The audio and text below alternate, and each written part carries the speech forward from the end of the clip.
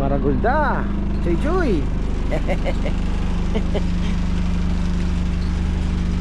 Dala tayo ng sample doon.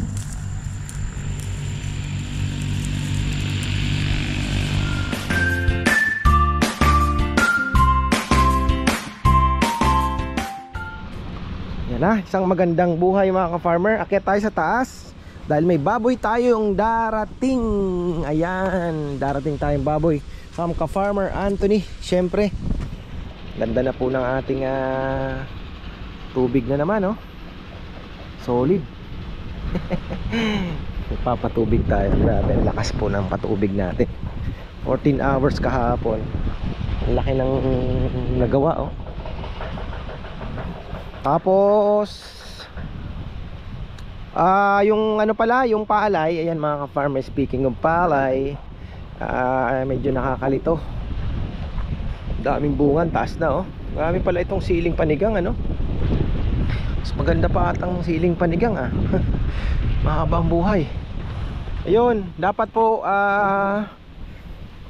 ini-schedule na sana. Tinatanong na nga nila kung kailan daw anihin kasi naghahabol na din po yung ano, kasi hindi din makapagpatubig gawa ng siyempre hinihintay din po kami. Pero yun nga, kahapon nagpapasok na daw. Sabi ni Natatay Bong kahapon, napatakbo dito si Allen, yung anak niya. Desisyon na daw at paani na. Sabi ko sige bukas paani mo na kung ganun pala ka ako. Nagpapasok na. So parang napigilan ata ni Ate Mary yung ano po dito. Nagmamanig siyang mga pagbenta ng palay. So pagbigyan ng hanggang Friday. O ayun, napakiusapan. So Friday na naman. Okay din naman kasi mag-mature pa po yung palay. Although yun nga, hindi na po tatamaan yung magandang presyo. Sayang ano. Pero ganun pa rin. Maganda naman ang anihin. Meron akong bagong program which is a win-win situation. Kasi mamaya di-discuss ko pagpunta natin doon sa palay. Ipapakita kasi ako na yung tinatawag nilang hanggang batok yung ano. So, may susundan akong program. Actually ano lang naman ako research tapos ina-analyze ko yung mga testimony ng mga ibang nagtanim at nag-success sa palay, ay subukan natin. Ganun lang po yung mga farmer. Tapos kahapon pala may dumating na mais. Ayan, bumili po ako ng mais para sa mga bibi. 22 pesos ang kilo. Bagong ani to, pero tuyong tuyo naman na.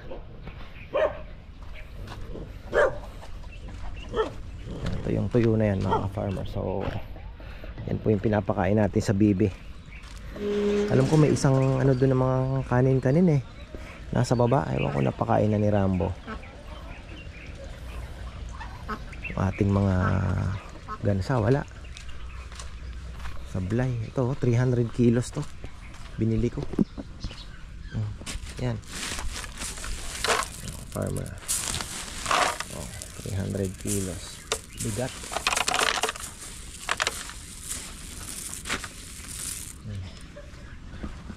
Buo din ng Rambo family. Tapos ayan, kay Tita Ligaya pala. Shoutout kay Tita Ligaya. Nasa Baguio ba kayo tita ngayon? So ayan, ito po, binigay niya tong dalawang manggang ito. Actually may mga giant kamatsili pa kami doon. Palalakihin ko lang muna. Hindi ko na po linagay doon tita. Parang nag-aalangan ako. Pinakamagandang location na ito na. Dati acacia ang iniisip kong itanim dito. Pero ano naman, maaraw na din naman. Okay naman yan. So ayun din, ayun, full sun din po doon. Tapos at least magkakaroon ng shade dito kung tumaas man siya. Ano kasi to? Manggumi ba? Malalaki daw po yung bunga nito Tapos mayroon pang isang mangga din na variety. Maganda din po yan. Bigay ni tita. So ayan tita, abangan natin yan. May sinasabi siya dito 2 years pa lang daw mamumunga na. Parang yung binigay ni Farmer John Roque, Brother John, double root stock. Yeah, double root stock po yun. Ito double root stock din to. Ayan dalawang buto. Yan, dalawang buto. pinagdikit, tumubo, pinutol. Tapos dinugtungan po ng isang Zion na yun na yung variety ng mangga, mga farmer. Yan. Hopefully ay mapaano natin yan, laki at mapabunga. Tapos yung mulberry, ayan, tumubo na. Mamaya papasyalan natin. Tapos na palang nag-pick up ng lechon. Ayan, shout out pala kay Kuya Danilo Miranda at Ate Emily Miranda. Sila po yung nag-order from Milan, Italy, going to Camba Arayat. Ayan, nasa Milan po sila. Order sila ng lechon. Tuloy-tuloy ang pili natin, mga farmer. Ito ako natutuwa sa pili. Ilan ba yan? 4 yan. Actually 5 yan, mga farmer. Yung isa medyo napagkaitan, medyo nagtampo, pero buhay pa naman. Ito ang pinaka Big Daddy. Ngayon din. Tingnan natin yan kung hanggang saan.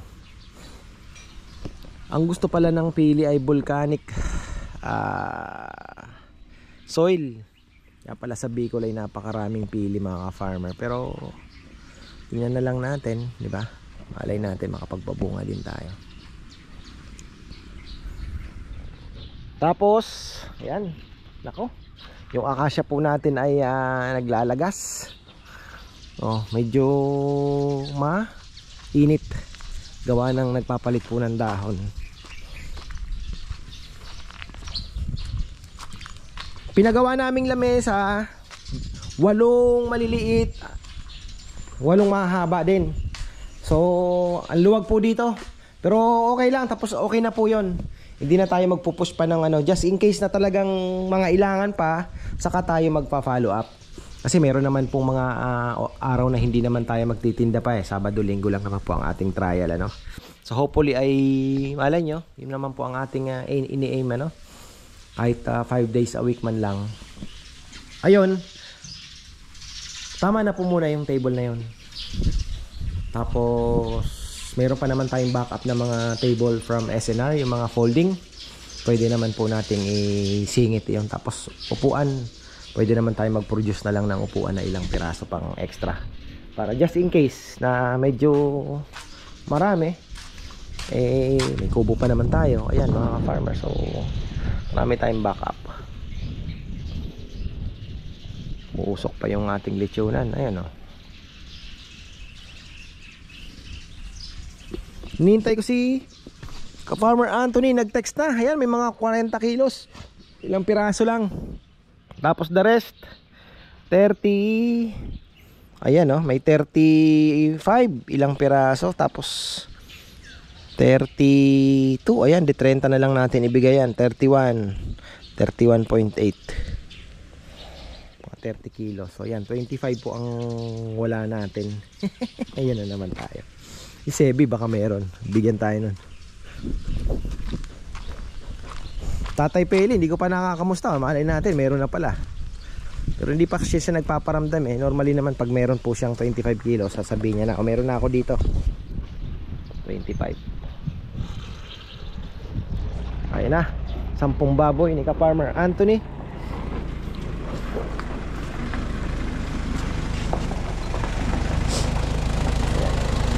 Mahina pa naman ngayon ang order. Meron pa tayo dyan mga 4 ata, 5. Tapos ito 10. Last week kasi naka 21 din po kami, awa ng Panginoon. Naka 21 pieces. Pwedeng pwede na yon sa ganitong season. Ayan, malalaki. Ang galing natin itong ay.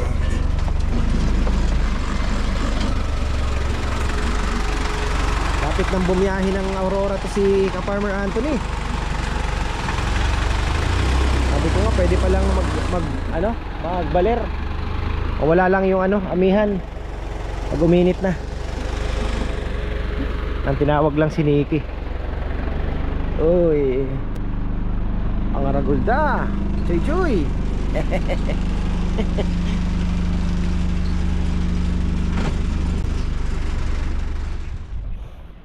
Yan oh, pasyalan muna natin tong ayun oh, acacia oh. Tubo lang yan sa ano. Ito yung nilinis ni Marvin kahapon. Oh. Tapos na rin pala siya, hindi pa. Para patira ko pa sana ito oh. Yun pa oh, hindi niya pa napunan tapos.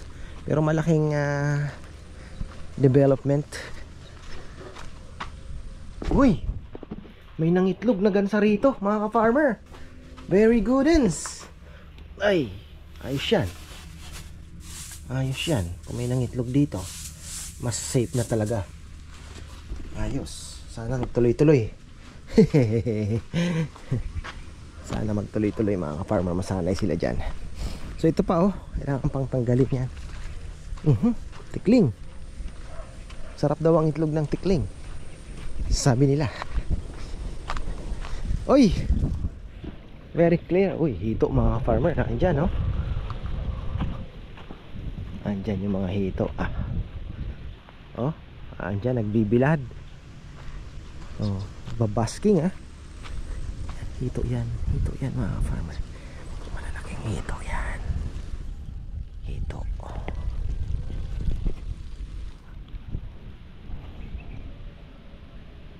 Ayan o, ayan.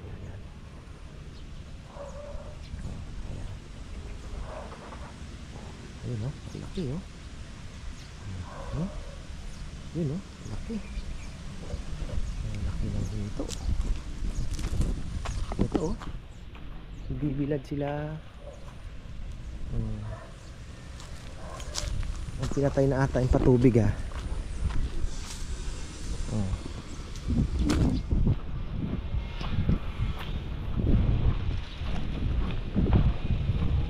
andyan pa rin patubig.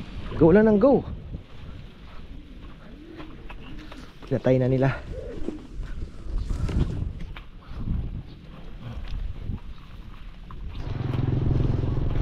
Yan silipin natin mga farmer kasi ayan, Friday mayroon pa tayong isang araw na pagpapahinog pa ng konti, pero okay na rin naman.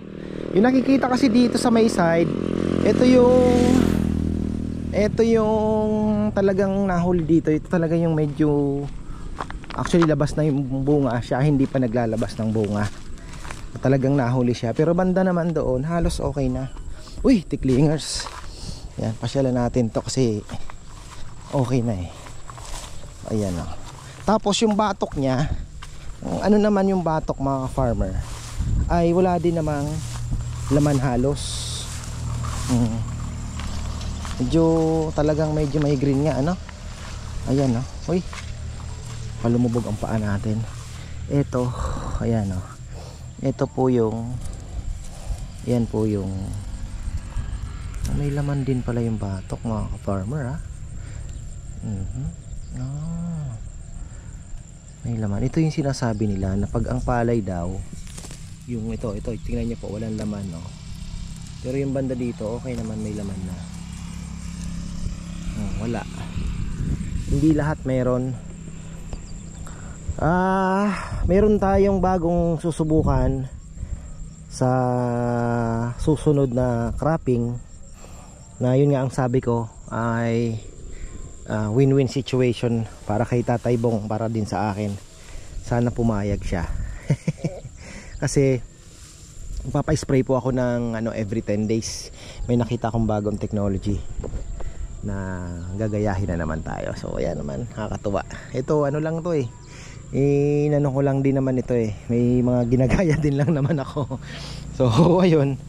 So ito naman, okay na tayo mga farmer. Maganda naman yung palay. Ayan sana maka hindi naman malulugi siguro. Hindi naman tayo malulugi dito. Ngayon, gagawin ko yung pagpapaspray ko ay ko na lang kay Tatay Bong para hindi naman po masyadong sa kanya at least may extra income siya. Let's say parang 500 per person yata ang bayad nila dito. So at least pambigyan din natin siya ng extra na kung dalawa silang mag-i-spray di 1,000 yung nila pag-i-spray nung ipapaspray ko na every 10 days. Tapos meron na naman akong bagong natutunan na kung paano daw mag check ng palay ng perfect na makukuha mo talaga kung kailan na po maglilihi. So ayun, at least ano na, makukuha na natin. Hindi na ako manghuhula kasi nga sabog tanim po ito eh. Sa transplant, ilan ba? 18 days? 18 days daw, tapos itatransplant mo na. Yun, mabilis lang po malaman. Pero dito sa sabog tanim, mas maagang nagmamature ang palay. Medyo mahirap pong tansyahin. Yung mga napapanood ko, puro lipat tanim po ang ano nila, ang mga tinuturo. Kaya nga sabi ko, mukhang nahuli ako ng kaunti. So doon malalaman na po natin. Dinadissect pala yan. So pag malapit na, magdadissect na tayo madalas. Tapos makikita nyo po sa uhay, sa ano, sa gitna ng ano ganyan, may makikita po kayong parang daw bulak. So yun, titingnan natin. Pagka gano'n, yung pinakamatandang uhay, may parang bulak na daw, yun ay naglilihi na. So yun na po yung time para maglagay ng top dress. So hindi na tayo maliligaw sa top dressing. So doon ano na natin, ma-sure na natin na ano. Tapos yung sa patubig, meron daw po na ano, ang galing nga ano, pinapanood ko, marirealize niyo po na oo nga, kasi hindi daw po nagtatapon ng tubig. So ayun, hindi sila nagtatapon ng tubig, alternate wet and dry ang ginagawa nila. So sana ma-practice din natin dito, alternate wet and dry. Ibig sabihin, pag na-reach niya na yung tubig, imbis na tumapon siya, i-stop mo na dito hanggang sa magbaba na naman po ang tubig. Tapos pag nakita mo na kailangan na naman, papapasok ka na naman. Ganun daw, para yung sustansya hindi na nailalabas nung hindi na umano sa tubig. So ito ay Friday, pwede na siguro to. Medyo may pag-green pa nga, oh. Talagang late maturing talaga ang ano, compare sa mga inbreed ano. Yun ang magiging problema namin dito. Ayoko din namang maging pabigat sa mga katabi, dahil gusto na po nilang mag-araro. Actually medyo na pending lang gawa nito. Pero ilang araw lang naman ang pinakiusap namin. Yun ang problema. Pero dati naman medyo nagpapahinga ng konti yung lupa eh. Ngayon medyo hinahabol po kasi nila. Kami din actually, hahabulin din namin yung tag-init pa na ilang buwan. Kaya talagang tawag dito, kailangan po talagang habulin para makahabol pa kami ng hindi pa abutin ng tag-ulan ba. Ganda ng ating ito yung magandang ng kalapati, oh. Yan daw yung patutuyuin mo.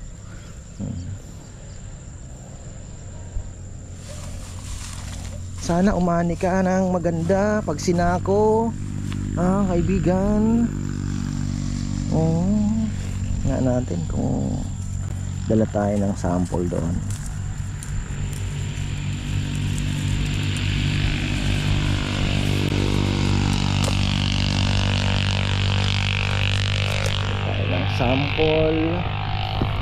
Sample. Ayan. Oh, sorry naman. Yung ating mga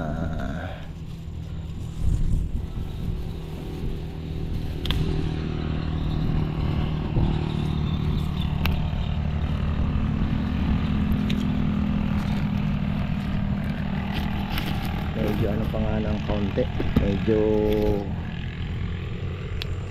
alanganin pa ng kaunti mga farmer. Siguro ito mga pinakahinog nito mga Tuesday pa siguro. Pero pwede na rin naman madaliin. Ayan. Pero Tuesday siguro ang perfect nito.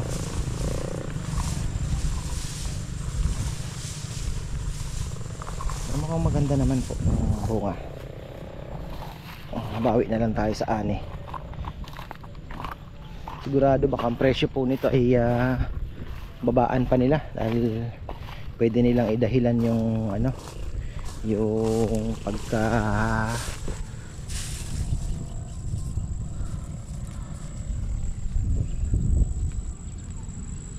ito sabihin ay medyo green pa ng kaunti, babawasan. So ayan mga ka-farmer, walang tubig ngayon, parang binuksan nata nila doon. O yan, maraming pong salamat. Friday ang magkakaalaman, first harvest po ng hybrid na wala namang naging aberya, na naalagaan naman ng maayos at walang naging sakit yung palay. So makikita natin yan, 1.4 hectare, 60 kilos of longpin 2096. Tingnan natin kung saan makakarating. So yan, maraming salamat at magandang buhay.